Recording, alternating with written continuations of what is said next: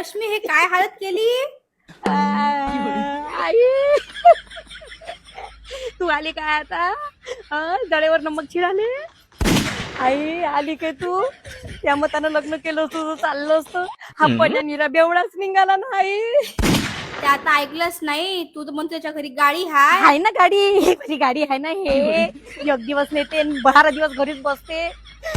तुझं घर कुठं आहे? हेच तर घर आहे माय. कुलूप कसं मग? बेवडं झोपलाय ना अंदर.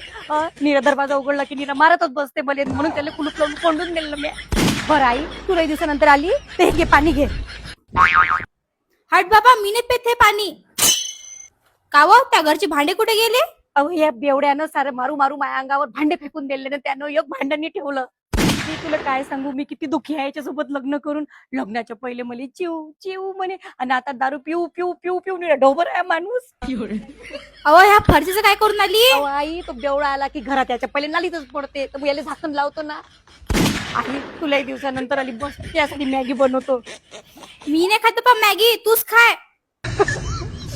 बरं आई तू आता 200-300 रुपये खर्च पाण्याला दे ना. नाही मी चालली. 200-300 हो आई दे ना आई दे ना.